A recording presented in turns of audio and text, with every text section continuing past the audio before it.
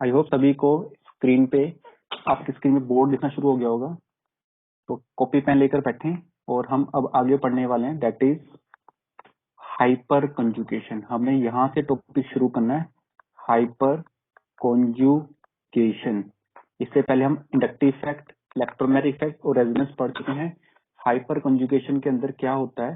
Hyper conjugation के अंदर important चीज क्या है कि हम सिंगल बॉन्ड के अंदर वी टेक सिंगल बॉन्ड, इसमें सिंगल बॉन्ड होगा और कौन सा बॉन्ड होगा? That will be alpha bond. देखो जरा ध्यान से देखना, जैसे लेट्स सपोज यहाँ पे एक्स लगा हुआ है, कुछ भी ग्रुप लगा हुआ है, that is x.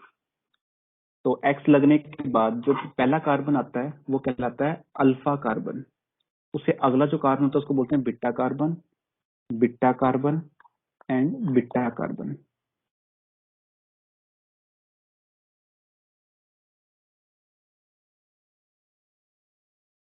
Alpha carbon and beta carbon. अगर हम इस पे जाएं, यहाँ पे भी एक्स लगा हुआ है, तो इसको पहले वाले को बोलते हैं अल्फा, उससे अगले को बीटा, उससे आगे गया तो गामा, उससे आगे गया तो डेल्टा या फिर ओमेगा नाम दे देते हैं। मतलब कोई भी किसी भी स्ट्रक्चर में, किसी भी चेन में जो सबसे मेन चीज लगी होती है उसके साथ जो कार्बन होता है उसको बोलते हैं अल्फा कार्बन, अल्फा, उससे अगला बीटा, उससे अगला गामा, उससे अगला डेल्टा या फिर ओमेगा। अब देखो जरा ध्यान से, अगर हमारे पास डबल बॉन्ड होगा, लेट्स सपोज हमारे यहाँ पे डबल बॉन्ड है, तो ये डबल बॉन्ड क्या है? मेन चीज है, दिस इज मेन चीज है। तो यहाँ पे जो कार्बन होगा, ये तो डबल बॉन्ड इन दो के बीच में तो है ही, इन दो के बीच में डबल बॉन्ड है ही। इसके बाद जो कार्बन आएगा वो कहलाएगा अल्फा। मेन चीज के बाद जो कार्बन था उसको अल्फा कार्बन कहते हैं। आगे कुछ है नहीं, तो कोई बीटा नहीं है, कोई गामा नहीं है, कोई डेल्टा नहीं है। ठीक है, कोई गामा नहीं है, कोई डेल्टा नहीं है। क्लियर? तो हाइपर कंजुगेशन के अंदर होता क्या है? हाइपर कंजुगेशन के अंदर कंडीशन क्या है कि हाइपर कंजुगेशन के अंदर आपको चाहिए पहले अल्फा कार्बन। हाइपर कंजुगेशन आपको चाहिए पहले अल्फा कार्बन। अल्फा मैंने आपको समझा दिया कि किसी भी स्ट्रक्चर में जो सबसे मेन चीज होती है उसके बाद जो कार्बन आता है उसको बोलते हैं अल्फा कार्बन। और अल्फा कार्बन के साथ जो हाइड्रोजन लगा होता है उसको बोलते हैं अल्फा हाइड्रोजन। तो सबसे पहले आपको अल्फा कार्बन चाहिए, फिर चाहिए उसके ऊपर लगे हुए अल्फा हाइड्रोजन। जैसे फॉर एग्जांपल अब ये कार्बन अल्फा है, तो इसके साथ जो 3 एच लगे होंगे वो 3 एच क्या कहलाएंगे? They will called alpha hydrogen, they will be called as alpha hydrogen. वो होने जरूरी है। और यहाँ पे 2 हाइड्रोजन होंगे, यहाँ पे क्या होगा? 1 हाइड्रोजन। हाइपर कंजुगेशन के अंदर होगा क्या कि एक पाई बॉन्ड होता है। एक क्या होता है? Pi bond. आपको पता है डबल बॉन्ड है, तो पहला बॉन्ड सिग्मा होगा, दूसरा क्या होगा? Pi bond. दूसरा क्या होगा? Pi bond. एक सिग्मा बॉन्ड, दूसरा पाई बॉन्ड, सिग्मा बॉन्ड और पाई बॉन्ड। तो पाई बॉन्ड के जो इलेक्ट्रॉन्स है ना, किसी एक कार्बन पे क्या हो जाएंगे? शिफ्ट हो जाएंगे, शिफ्ट हो जाएंगे। एक कार्बन पे इलेक्ट्रॉन शिफ्ट हो जाएंगे, तो शिफ्ट होने से वो कार्बन बन जाएगा नेगेटिव। वो कार्बन बन जाएगा नेगेटिव जिसपे इलेक्ट्रॉन शिफ्ट हो गए दोनों पाई बॉन्ड के। अब इस कार्बन के पास एक बॉन्ड खाली रह गया। इस कार्बन का जो बीच वाला कार्बन है, जो कार्बन नंबर जो बीच वाला कार्बन है, इसके बॉन्ड पूरे नहीं हो पा रहे।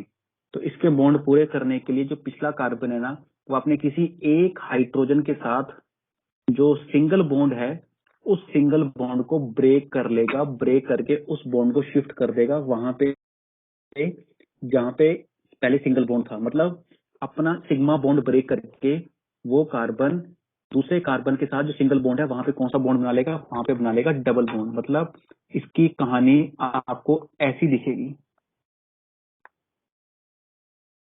आपको दिखेगा कार्बन, यहाँ पे आ जाएगा डबल बॉन्ड, यहाँ पे सिंगल बॉन्ड और ये 2 इलेक्ट्रॉन नेगेटिव, यहाँ पे एक एच चली रहा है, यहाँ पे एक एच और दूसरा एच। जो तीसरा एच था उसका जो सिंगल बॉन्ड था वो एच सिंगल इलेक्ट्रॉन बॉन्ड चला गया, तो वो कार्बन वो एच रह गया सिर्फ पॉजिटिव बन के, वो रह गया एच पॉजिटिव बन के। तो हुआ कुछ नहीं हाइपर कम्युनिकेशन के अंदर। जो पहले पाई बॉन्ड था 2 कार्बन के बीच में, वो पाई बॉन्ड किसी एक कार्बन में शिफ्ट हो गया।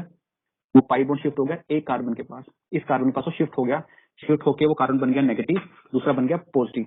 उस पॉजिटिव कार्बन को स्टेबल करने के लिए उसके साथ जो अल्फा कार्बन लगा हुआ है, अल्फा कार्बन जो लगा हुआ है उसके साथ जो क्या लगा हुआ है? अल्फा कार्बन, वो अपना हाइड्रोजन से बॉन्ड ब्रेक करेगा और यहाँ पे क्या बना लेगा? Double bond. सिंगल बॉन्ड तो था ही था, वहां पे बना लेगा पाई बॉन्ड। तो अल्फा बॉन्ड का टूटकर पाई बॉन्ड बनने को ही हाइपर कॉन्जुगेशन कहते हैं। बट कंडीशन ये है कि जो ये अल्फा बॉन्ड टूटेगा वो जो ये सिग्मा बॉन्ड टूटेगा, जो ये सिग्मा बॉन्ड टूटेगा वो अल्फा हाइड्रोजन के साथ ही टूटेगा। मतलब हाइपर कंजुगेशन के लिए अल्फा कार्बन के पास अल्फा हाइड्रोजन का होना कंपल्सरी है। जब ये अल्फा हाइड्रोजन होगा तभी वो बॉन्ड टूटेगा और पाई बॉन्ड बनेगा। अब आप कहोगे इसी हाइड्रोजन का ही बॉन्ड टूटा, तो मैं कहूंगा कि इसी का ही टूटा, एक एक करके सबके टूटेंगे। पहले मैंने इसका तोड़ा, स्ट्रक्चर नंबर 1, और स्ट्रक्चर नंबर 2 में मैं क्या करूंगा, इसका बॉन्ड वापस आ जाएगा, दूसरे वाले का तोड़ दूंगा, दूसरे वाले का तोड़ दूंगा, ठीक है। और यहाँ पे क्या आ जाएगा, डबल बॉन्ड, यहाँ पे क्या आ जाएगा, डबल बॉन्ड। अब दूसरे वाले का तोड़ दिया, इसके बाद तीसरे वाले में क्या होगा,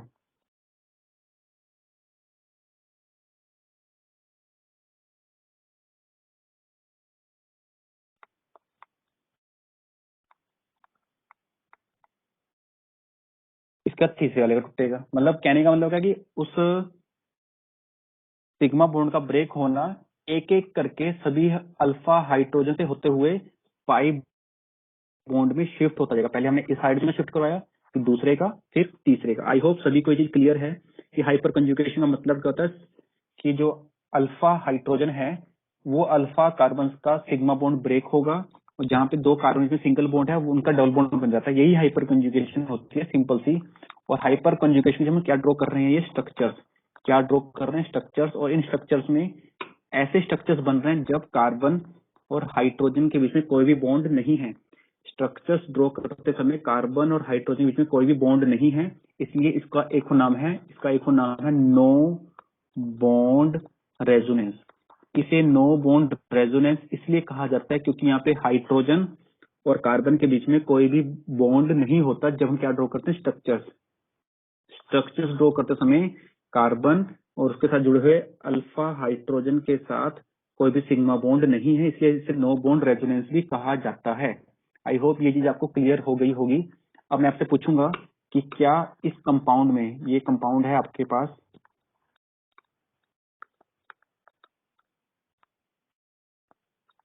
सबसे पहले आप मुझे कमेंट सेक्शन में इस कंपाउंड का नाम बताएंगे सभी बच्चे। आप मुझे कमेंट सेक्शन में इस कंपाउंड का नाम बता सकते हो, क्या नाम है इस कंपाउंड का, प्लीज कोशिश करें, अपना आंसर जरूर पोस्ट करें। आप सभी बच्चे अपना आंसर कमेंट में देने की कोशिश करें कि इस कंपाउंड का नाम क्या हो सकता है।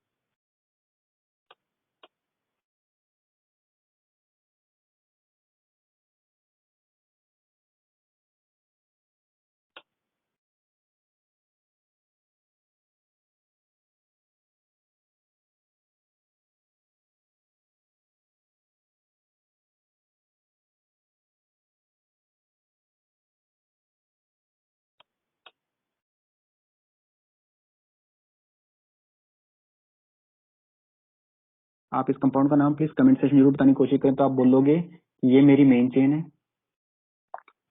ये आपकी मेन चेन होगी, तो 2 नंबर पे लगा हुआ है मिथाइल, 2 पे लगा हुआ है एल्कोहल। तो आप बोलोगे 2 मिथाइल, 3 कार्बन को आपने बोला प्रोपेन, लास्ट का ई हट जाएगा और आप बोलोगे 2 ओल, तो आपका नाम बन गया 2 मिथाइल प्रोपेन 2 ओल। आई होप आप सभी बच्चों का यही नाम बना होगा, 2 मिथाइल प्रोपेन 2 ओल। इसका कॉमन नेम है टर्शरी। टर्शरी का मतलब ये जो कार्बन है ये टर्शरी कार्बन है क्योंकि इसके आसपास 3 कार्बन हो लगे, तो टर्शरी ब्यूटाइल एल्कोहल, ये इसका कॉमन नेम है, ये इसका कॉमन नेम है, बड़ा ही इंपॉर्टेंट नाम है, ये कॉमन नेम है इसका, टर्शरी कॉमन नेम है ये, tertiary butyl alcohol. IUPAC name है 2 मिथाइल प्रोपेन 2 ओल। अब आप मुझे बताओ क्या यहाँ पे, प्लीज आप सभी बच्चे अपना आंसर कमेंट में यस या नो देना, क्या यहाँ पे अल्फा कार्बन प्रेजेंट है? अगर है तो अब यस लिखो, अगर नहीं है प्रेजेंट नो लिखो कमेंट में। क्या यहाँ पे अल्फा कार्बन है? प्लीज आप अपना आंसर कमेंट सेक्शन जरूर पोस्ट करें, क्या यहाँ पे अल्फा कार्बन है?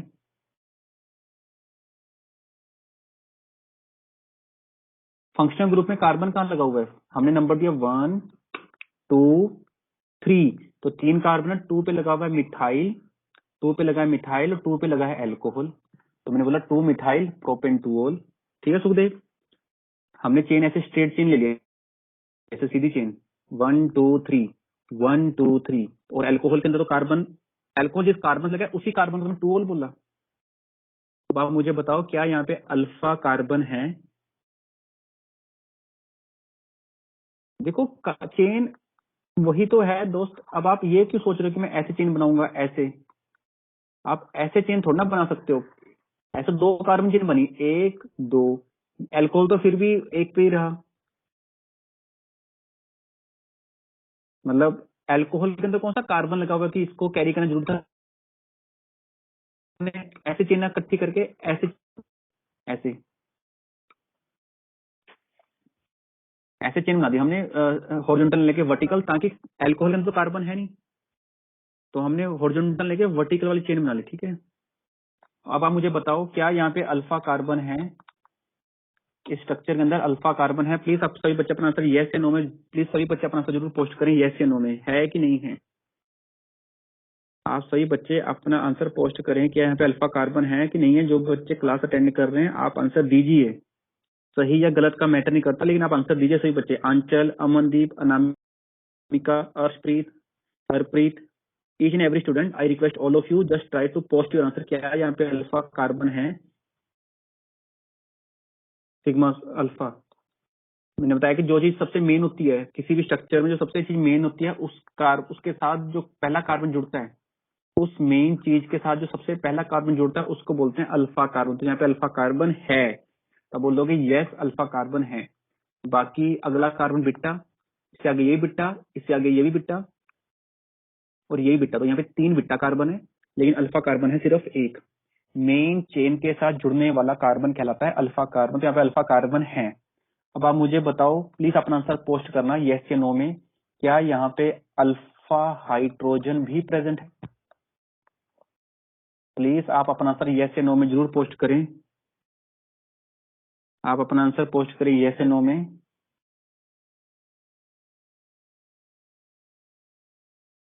क्या यहाँ पे अल्फा हाइड्रोजन है? प्लीज आप अपना आंसर जरूर दें यस या नो में। तो यहाँ पे अल्फा हाइड्रोजन नहीं है, क्योंकि ये कार्बन पूरी तरह भरा हुआ है, ये कार्बन पूरी तरह भरा हुआ है, यहाँ पे कोई भी अल्फा हाइड्रोजन नहीं है। तो अगर अल्फा हाइड्रोजन नहीं है तो यहाँ पे हाइपर कंजुगेशन नहीं हो सकती। तो आप बोलोगे no hyperconjugation is possible. तो यहाँ पे हाइपर कंजुगेशन नॉट पॉसिबल, यहाँ पे हाइपर कंजुगेशन पॉसिबल नहीं है, क्योंकि यहाँ पे अल्फा कार्बन तो है लेकिन उसके साथ अल्फा हाइड्रोजन नहीं जुड़ा हुआ। आप कह सकते हो कि अल्फा कार्बन के साथ अल्फा हाइड्रोजन नहीं जुड़ा हुआ, so no hyperconjugation is possible. अब आप मुझे बताना,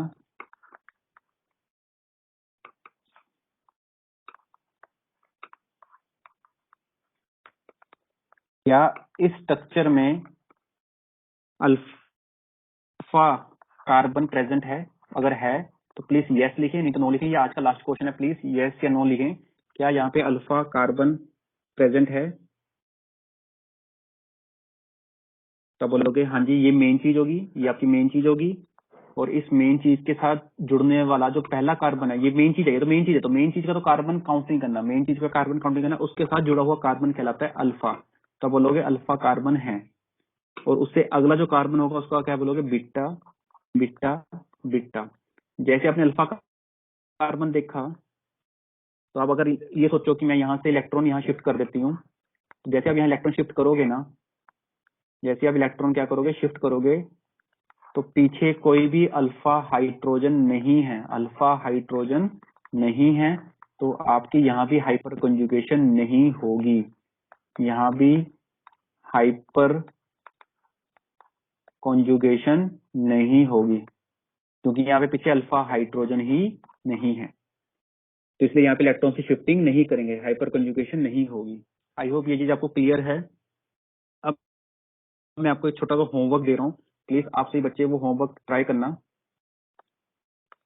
कल हम पढ़ेंगे अटैकिंग रिएजेंट डिटेल में, अटैकिंग रिएजेंट, और पढ़ेंगे इंटरमीडिएट।